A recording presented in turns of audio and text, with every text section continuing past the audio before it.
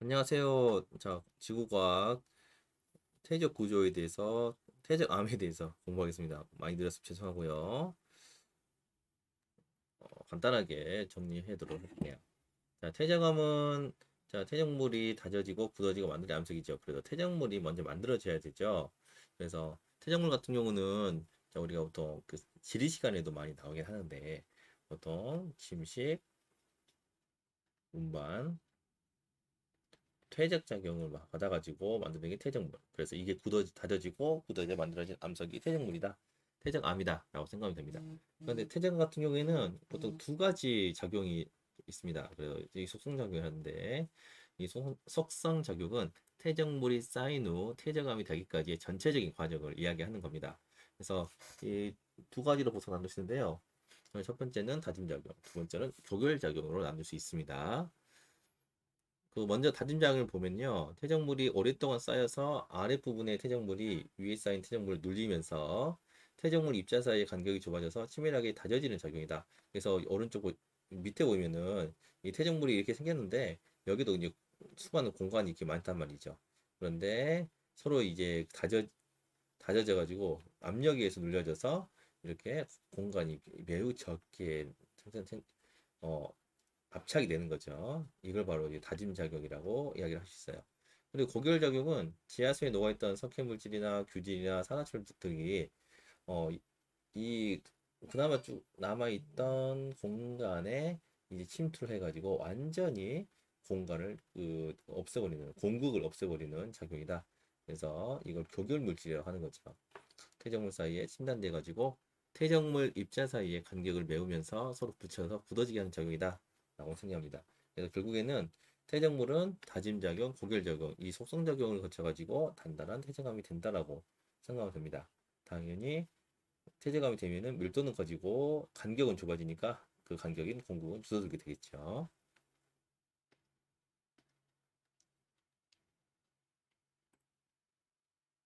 그럼 퇴적암의 종류를 좀 보면요. 퇴적암은 구성 물질의 기원에 따라서 이제 세설성 퇴적암, 화학적 퇴적암, 유기적 퇴적암으로 나눌 수 있습니다. 세설성 퇴적암은 암석이 풍화 침식을 받아가지고 생성된 입자나 화산 부품이 쌓여가지고 만들어진 퇴적암이다. 라고 할 수 있는데요. 우리가 중학교 때 많이 접했던 퇴적암을 이야기를 들 수가 있어요. 그래서 쇠사성 퇴적암을 대표하는 게 여감, 사함, 세일, 응애암 등이 있어요. 그래서 퇴적물은 여감 같은 경우는 주로 이제 자갈이 이제 뭉쳐져서 자갈 덩어리가 보통 많이 붙어 있는 게 여감이라 할 수 있어요. 그래서 자கம் 같은 경우는 보통 상류 지형에서 많이 생긴다. 사함은 이제 여감보다는 굉장히 곱죠. 하지만 세일이나 응애암보다는 굉장히 거칩니다. 그래서 보통 모래나 점토가 뭉쳐져서 만들어지고 세일은 보통 우리가 이암이라고 하긴 하죠. 그래서 점토가 보일 때 입자가 굉장히 곱고 작죠. 응이암은 이제 이 화산재가 뭉쳐져 가지고 만드는 게 응회암이다라고 생각하시면 됩니다. 화학적 퇴적암은 물속에 녹아있던 석회물질, 규질, 산화철, 염분물질이 침전되거나 물이 증발해서 잔류해서 만들어진 퇴적암이다. 그래서 그 석회암 같은 경우는 탄산칼슘이 그 입자가 이제 뭉쳐져서 만드는 게 석회암. 샤트는 규질이 뭉쳐진 게 샤트인데 뒤에도 이제 화학적 퇴직암에도 또 한 번 나와요. 그리고 암염은 보통 염화나트륨, 즉 수금의 주성분인 염화나트륨이 뭉쳐져서 만들어진 암석이 암염이다라고 생각하시면 됩니다.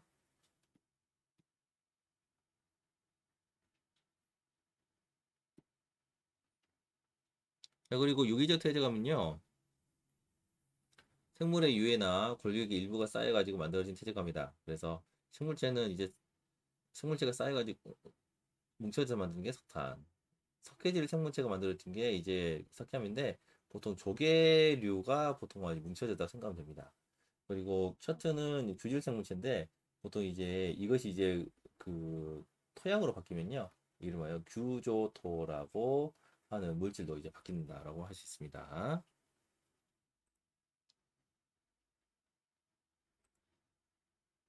그리고 이제 그 퇴적 환경에 따라서 퇴적 쌓이는 곳이 달라진다. 그런데 이거는 우리가 한국지리나 세계지리에서도 많이 나오는 그 개념이에요. 그래서 여러분이 더 자세한 거는 거의 한국지리에 더 자세하게 나왔거든요. 그걸 참고하시면 될 것 같아요. 그래서 태적 환경은 결국에는 그 지구상의 거의 80% 이상이 결국에는 퇴적암으로 이루어져 있기 때문에 이 퇴적암의 환경에 연구가 많이 돼 있습니다. 퇴적 환경은 퇴적물이 쌓이는 곳이다. 그래서 육상 환경, 연안 환경, 태양 환경을 구분을 한대요. 선상지. 자, 보통 상류 지방에서는 성산지나 빙하가 만년설 형태로 이제 있는 형태가 있고, 그리고 점차적으로 내려오게 되면은, 자, 여기가 이제 중류 지방이죠. 여기서 이제 범람원이라 해가지고 물이 넘쳐가지고 만들어진 환경이 많이 나온다. 그리고 이제 하류 지역에서 삼각주 또 모래사장인 해빈이 만들어지죠. 그래서 육상환경부터 보면은 묵진에 주로 세설성 퇴적물이 퇴적되어 있는 곳이 육상환경인데 선상지, 강, 호수, 사막, 범람원 등이 이제 빙하 등이 있습니다. 그래서 선상지 같은 경우는 거의 삼각주랑 거의 유사하게 부채꼴 모양으로 이제 퍼지는데 이건 상류에서 산 기슭, 산과 산 사이에서 이제 만들어진다고 생각하면 되나요?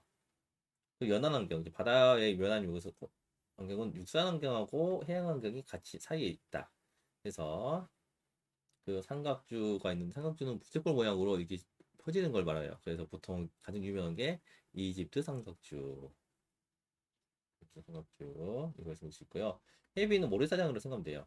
사주는 그 이 강하고 이게 바다 사이에 이렇게 섬처럼 이렇게 있어가지고 이렇게 있는 건데 이게 만약 막아버리면은 여기가 이제 뭐가 만들어지냐? 석호가 만들어집니다. 그래서 우리 한국에도 동해안 지방에 이 석호가 꽤 많이 있습니다. 그리고 해양 환경은 당연히 가장 넓은 환경 면적이죠. 왜냐하면 어, 바다가 지구의 70%를 차지하고 있기 때문이죠. 그래서 간단하게 보면은 자 여기 대륙붕어에서 나오죠. 대륙붕은 이 해수면부터 시작해가지고 약 200m 지점까지 내려가요. 안마하게 내려가다가 대륙 서면에 아주 급하게 이렇게 떨어진답니다. 그래서 경사사차 써가지고 대륙 사면입니다. 그리고 심해저 평연이 해가지고 굉장히 넓게 평원 형태로 그 펼쳐져 있는 게 심해저, 심해저 평원이라 할 수 있습니다. 이렇게 정리를 할 수 있고요. 자, 이게 지금 삼각주예요. 아니야, 삼각주 아니고 건상지입니다.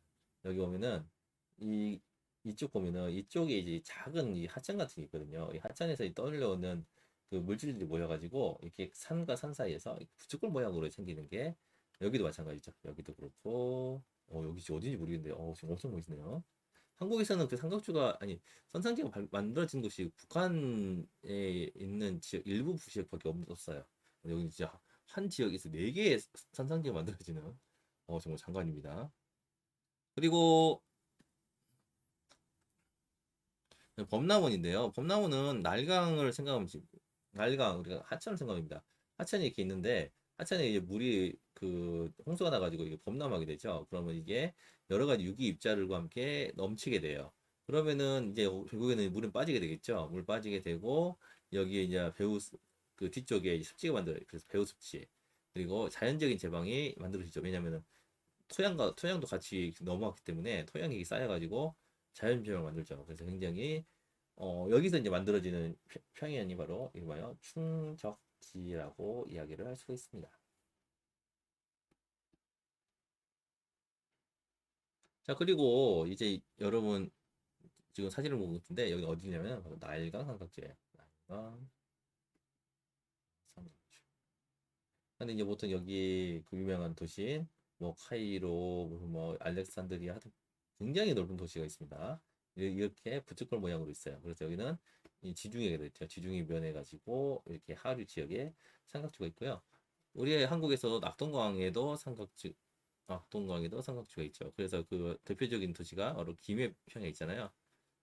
김해평야 그리고 을숙도 물을 두 수 있습니다. 그래서 결국에는 이 지구과학은 결국에는 지리하고 같이 가니까 지리를 많이 하면은 굉장히 많이 도움이 된다는 거 기억하시면 되겠습니다. 자, 그리고 퇴적 구조를 보겠는데요. 퇴적 구조는 장소와 퇴적 환경에 따라서 퇴적암이 나타내는 특징적인 구조를 나타냅니다.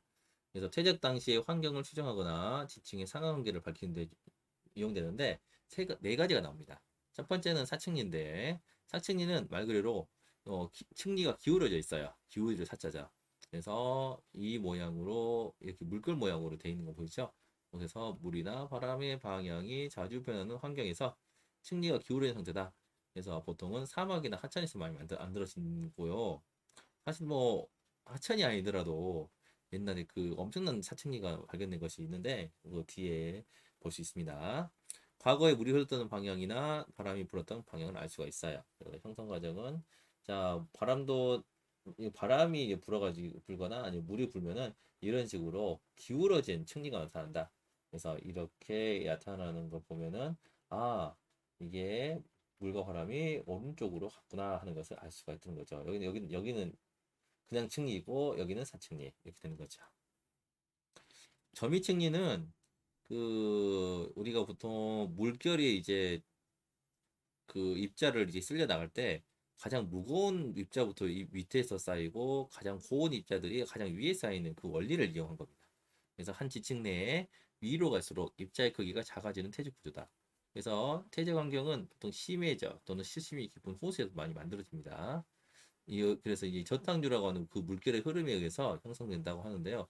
굉장히 빠릅니다. 저탕류도. 그래서 이 저탕류로 생성되는 폐설성 퇴적암에서 잘 나타난다. 그래서 뭐 여감이나 사암이나 이암, 세일 등에서 나타난다라고 생각하면 되죠. 그래서 수심이 비교적 깊은 곳에서 다양한 퇴적물이 한꺼번에 쌓일 때 가장 무거운 것이 그 밑에 쌓이고 그 다음에 작은 것들 위에 쌓이고 밑에 쌓이고 이런 식으로 순차적으로 쌓이는 것이 바로 점이층이라고 할 수 있죠.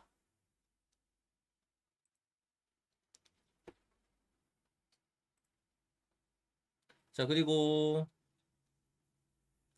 여기 이제 사층인데요. 굉장히 큽니다. 여기 사람이 여기 있는데 보면 사층기가 이 정도 돼요. 이게 아마 그 그랜드 캐니언 그쪽 미국에서 이제 그 찍은 사진을 보여준 것 같은데요. 굉장히 크죠. 이렇게 물결 모양이 그래서 물결 폭이 어마어마했다는 것을 보여주는 겁니다. 그냥 물결이 아니에요. 여기도 사층리. 그리고 이제 이게 점이층리인데요. 점이층리가 작게 나와 있죠. 자 그리고 세 번째는 연은인데요. 연은은 우리가 그 바닷가에서 그 얕은 물가 그 해수욕장에서 많이 잘 볼 수 있는 그 물결 모양의 그 모양이라고 생각하면 됩니다. 이런 식으로 물결 모양 나와 있죠. 그래서 물결의 영향으로 퇴적 구조의 표면에 생긴 물결 모양의 남은 퇴적 구조다. 그래서 수심이 얕은 곳에서 생기는 거죠. 그래서 물의 흐름이 양쪽 방향으로 반복적으로 나타나면 대칭 형태를 보이기 때문에 보이고 한쪽 방향으로 나타내면 비대칭 형태를 보인다라고 할 수 있습니다. 그래서 물결이 이런 식으로 돌게 되니까 결국에는 이렇게 물결 모양이 나게 됐다 하는 거죠. 그래서 수심이 얕은 물의 밑에 흐르는 물이나 파도의 흔적이 퇴적물 표면에 남아서 형성된다라고 할 수 있습니다. 건열은 그 건조한 환경에서 보면은 논바닥이나 저수지가 아주 마르면은 완전히 갈라지잖아요. 그 모습입니다. 그게 굳어가지고 생긴 게 건열이다. 건조한 건조에 생기는 그 균열이다라고 생각하면 됩니다. 건조한 환경에서 노출돼서 퇴적물의 표면이 V자 모양으로 갈라진 퇴적 구조인데요. 퇴적 환경은 건조 기후 지역에서 나타나고요. 전투와 같이 입자가 매우 작은 퇴적물이 수면 위에 건조 환경에 노출될 때 만들어진다라고 나와 있죠. 그래서 우리가 잘 아는 것처럼 이런 식으로 짜락짜락 균열이 이루어졌다. 그래서 위에하고 아래를 좀 기억하셔야 돼요. 왜냐하면 그 다음 배는 이게 위아래 역전된 뒤집어진 그 층리가 자주 보이거든요. 그래서 그 문제를 풀어야 됩니다. 증말이나 융기로 습한 진흙이 건조한 대기에 노출되면서 균열이 형성되는 과정이다. 바로 건열이다라고 할 수 있습니다.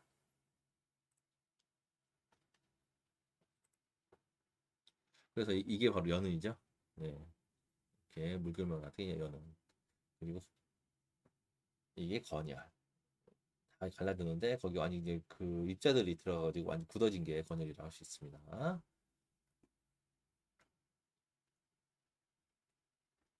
그래서 이제 전체적으로 정리해 보면 퇴적 당시의 환경에 따라서 퇴적물의 종류가 달라지고 특징적인 퇴적 구조가 만들어진다 할 수 있는데요. 자, 우리가 처음에 봤던 그 지질 구조를 보고 같이 이제 다시 정리를 하면요.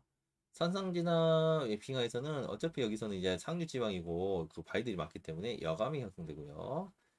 자, 그리고 호수, 이쪽 호수에서는 점이층리, 건열, 연운 등이 형성될 수 있습니다. 호수가 더 깊어지면 점이층이 생길 수 있죠. 그리고 강에서는 홍수로 하천의 물 제방이 넘어서 체류量쌓이기 때문에 사층리나 건열이 형성될 수 있고, 그리고 해빈 있죠. 여기 모리사장 그 사층리나 사암이 형성된다. 모래가 많기 때문에 사암이 많이 형성되고, 삼각주에서는 하천이 바다와 만나기 때문에 사층리가 형성이 될 수 있고요. 그리고 대륙부은 화루와 조류가 작용하기 때문에 층리가 넓게 발달하고 여는이 또 옅은 곳에서 만들어지겠죠. 심해지에서는 대륙붕, 대륙 사면의 태양물이 이동하기 때문에 이동해 쭉 이게 내려 쌓이기 때문에 자미층가 형성될 수 있다. 이렇게 정리하면은 큰 문제는 없습니다.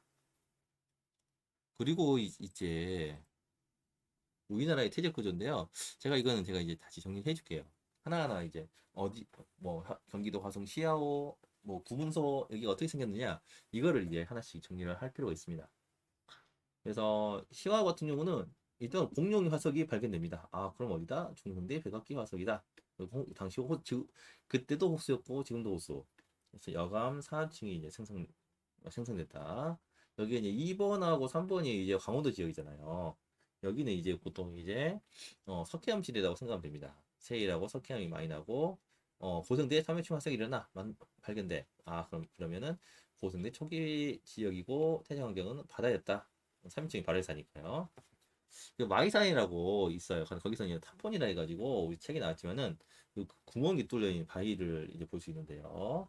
자, 이 타포니는 윤기에서 차별 침수를 받았다. 그래서 중성대 말기에 형성됐고 당시는 호수하고 호수 주변부였다. 주태지감은 여감이었다라고 하시고요.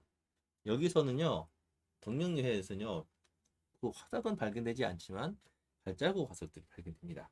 그래서 여기는 중성대 말기에 호수와 호수 주변부였고 세일하고 사항과 세일, 그리고 연음과 건열이 관찰된다라고 할 수 있습니다.